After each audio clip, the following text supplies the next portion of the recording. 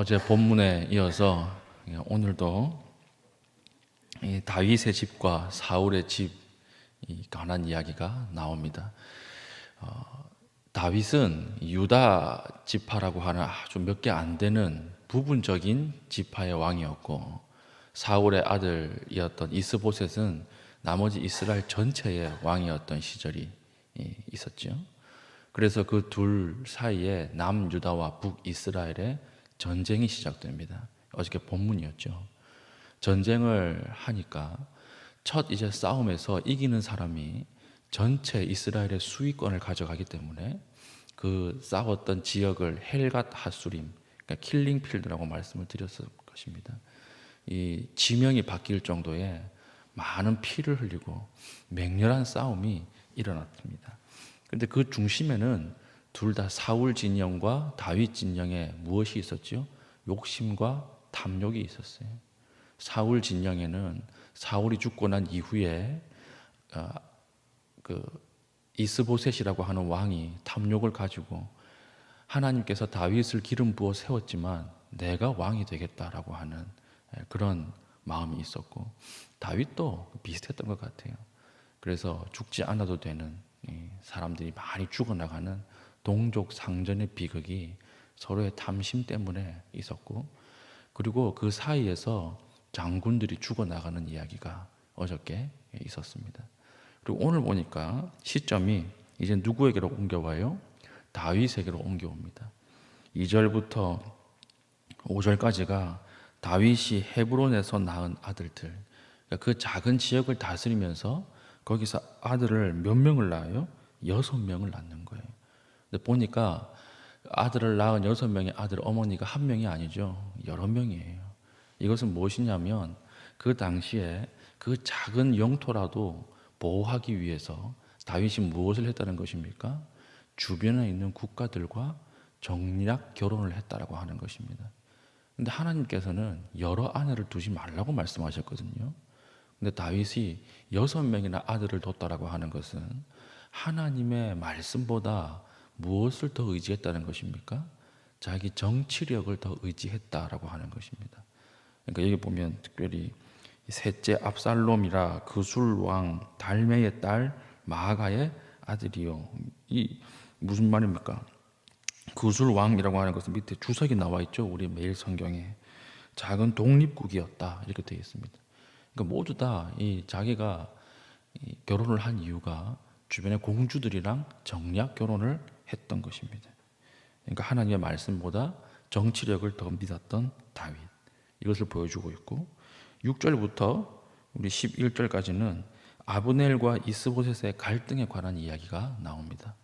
우리 사울의 아들이었던 이스보셋, 그 뒤에 이스보셋을 세우면서 실제적인 북이스라엘의 실권을 누가 잡고 있었죠?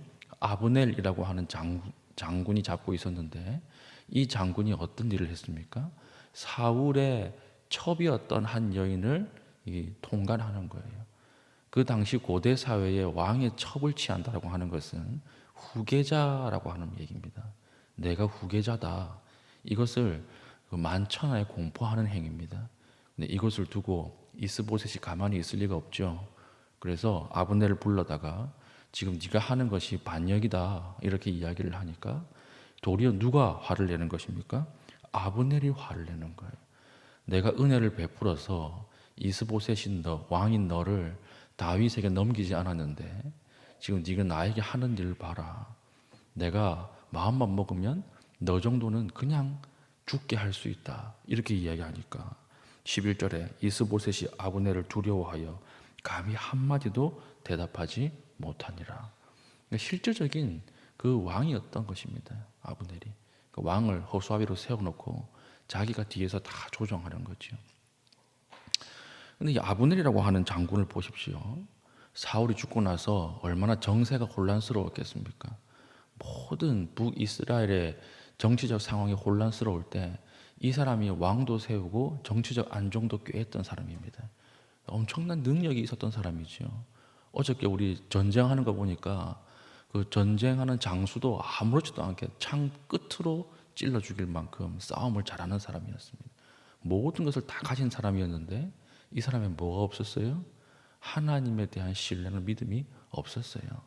그러니까 이 사람 때문에 북이스라엘이 하나님 앞에 계속 범죄하게 나가는 것입니다.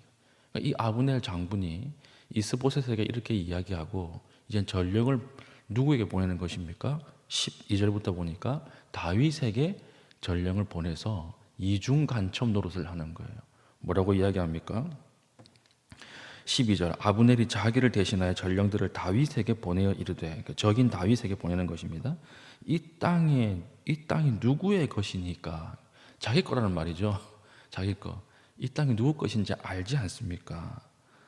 내 건데 또 이르되 당신은 나와 더불어 언약을 맺사이다. 약속합시다. 약조를 합시다. 내 손이 당신을 도와 온 이스라엘이 당신에게 돌아가게 하리이다 하니, 당신이 통일 왕국의 왕이 되게 해주겠다는 것입니다. 그러니까 철저하게 정치적인 사람이었어요. 이 아브넬이라고 하는 이 장군은. 그러니까 내가 도와줄 테니까 내가 지금 모시고 있는 이스보셋 몰아내고 당신이 왕이 되십시오. 대신 내 말을 잘 들으면 내가 도와주겠습니다. 그 당시에 이스라엘 땅의 대부분은 지금 아브넬이 차지하고 있었거든요.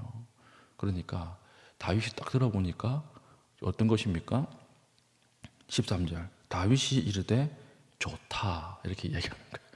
지금 다윗이 뭘 더 의지하고 있는 거예요? 정치력을 더 의지하고 있는 거예요. 하나님 앞에 하나님을 신실하게 신뢰하지 않고 자신의 가지고 있는 기득권과 힘을 의지해서 내가 하나님의 뜻을 이루어 보겠다. 하나님께서 나에게 기름 부어 주셨기 때문에 내가 왕이 될 것인데, 하나님이 정치력을 이용해서 아브넬을 이용해서 내가 하나님의 뜻을 이루어 보겠다라고 하는, 이것도 무엇입니까? 다윗의 야욕이었던 것입니다. 그리고 나서 어떤 주문을 합니까? 내가 믿지 못하겠으니까 미가를 데리고 와라. 사울의 딸이었던 미가를 다음번 올 때는 데리고 와라. 이것도 철저하게 정치공학적 해석이었죠. 왜 그렇습니까? 적지의 장수인 최고 힘이 있는 그 장군이 사울의 딸을 자기에게 데리고 오는 걸 사람들이 딱 보면 그림이 너무 좋은 거예요. 그렇지 않겠습니까? 아, 이제 칼자루가 다윗의 집에 넘어가는구나. 이렇게 사람들이 보이긴 하는 거예요. 그러니까 이 정치공학적 계산으로 다음에 올 때는 사울의 딸인 미가를 나에게 데리고 와서 나와 혼인하게 하라. 또 정략적 결혼을 하는 것입니다. 이것을 보십시오. 여기 하나님 앞에 엎드리거나 기도하는 부분이 있습니까? 없어요. 어저께 본문부터 계속 나오는 등장인물들 보십시오. 주인공인 다윗도 하나님을 의지하지 않고 사울의 아들 이스보셋도 하나님을 의지하지 않습니다. 그리고 다윗 진영의 요압과 아비새, 이 장수들도 아무도 하나님을 의지하지 않고 자기 욕심에 눈이 멀어서 막 달려가는 거예요. 그리고 적장인 아브넬이라고 하는 장수도 하나님을 전혀 의지하지 않아요. 이걸 모두 다가 지금 어떤 상황이냐면 하나님 앞에 방해만 하고 있는 거예요. 하나님의 일에 방해를 계속 하고 있는데, 근데 오늘 13장을 해석하는 딱 전체의 가장 중요한 단어 한 절이 나옵니다. 1절 사울의 집과 다윗의 집 사이에 전쟁이 오래매 다윗은 점점 강하여 가고 사울의 집은 점점 약하여 가니라. 모두가 다 하나님을 방해하며 나아가고 있는데, 자기 욕심에 이끌려서 끌려가고 있는데, 계속해서 다윗의 집은 강해지고 사울의 집은 약해졌다. 이렇게 기록하고 있는 것입니다.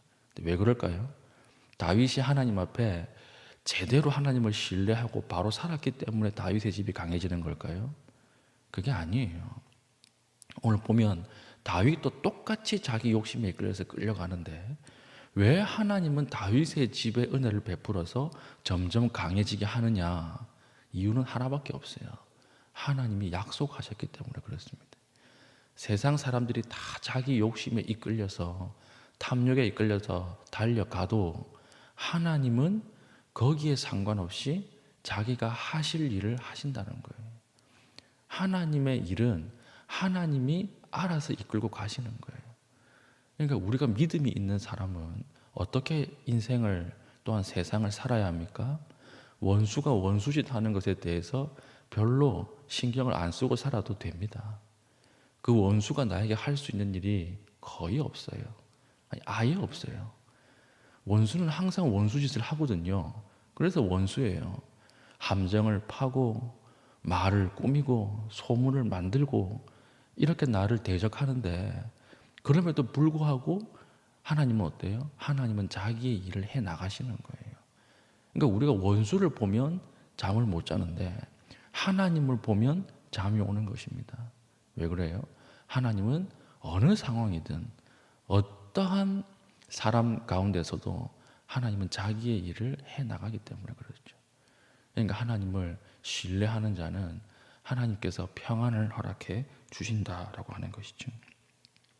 세상 사람들은 조급함으로, 불신으로 100가지의 계획을 하고 1000가지의 전략을 짜고 10,000가지의 함정을 파죠.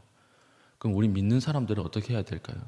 101가지의 전략을 짜고 10,000가지의 함정을 파야 될까요? 그 사람들을 이기기 위해서 그럴까요? 그렇지 않아요. 믿는 사람들은 한 가지를 붙드는 거예요. 세상 사람들이 100가지를 붙들 때 우리는 하나를 붙잡는 것입니다. 누구입니까? 하나님의 말씀을 붙잡는 것이에요. 그게 이기는 길입니다. 우리 예전에 그 영화 중에 그 전차씬이 유명한 영화 있었죠. 벤허라고. 마지막에 전차씬을 하는데 주인공이 이렇게 얘기했다 그러잖아요. 전차를 타는 게 너무 어려워가지고 감독에게 제가 전차는 몇 개월 동안 연습해서 겨우 타는데 달려서 이길 자신은 없다는 거예요. 1등으로 들어와야 되거든요. 그 왕의 엄청난 전차를 제치고 1등으로 들어와야 되는데, 우승해야 되는데 1등으로 들어올 자신이 없습니다. 이렇게 이야기하니까 감독이 뭐라 그랬다 그래요? 전차 위에 올라가서 앉아있기만 하라고요. 내가 1등으로 만들어 주겠다. 이렇게 얘기했다 그러잖아요. 1등으로 들어올 수밖에 없어요. 왜 그렇습니까? 대본이 그렇게 되어 있거든요. 대본이 주인공이 1등으로 들어온다 이렇게 되어 있는 거예요. 그러니까 대본대로만 하면 전차 위에 앉아만 있어도 1등으로 들어올 수밖에 없는 것입니다. 이게 우리의 신앙이라고 하는 것이죠. 하나님의 말씀을 보면 하나님의 말씀의 그 뜻대로 될 수밖에 없는 거예요. 그러면 하나님이 신뢰가 되는데, 세상 사람들이 하는 일들, 원수들이 하는 짓을 보면 우리가 하나님을 신뢰하지 못하고 내 힘을 쓰게 된다라고 하는 것입니다. 그러니까 여기에 신경 쓰지 말고 오늘 기도하는 가운데 하나님만 바라보십시오. 하나님이 하실 일들은 하나님이 하십니다. 그리고 그것을 잠잠히 신뢰하고 확신 가운데 기도한 이후에 돌아갈 수 있는 믿음의 신실한 주의 백성 되기를 축복합니다. 아멘. 오늘 기도하겠습니다. 오늘 기도할 때 하나님 조급해하지 않게 하시고 농부의 인내를 주시고 믿음을 허락하여 주셔서 하나님의 말씀을 신뢰하고 하나님만 바라보는 시간 되게 하여 주시옵소서. 우리를 뒤흔드는 많은 크고 작은 일들이 있습니다. 이 뒤에서 하나님 일하시는 그 주님을 바라보고 더욱더 신뢰할 수 있는 믿음을 허락하여 달라고 기도하신 이후에 개인적인 기도의 제목을 가지고 기도하시고 자유롭게 돌아가시겠습니다.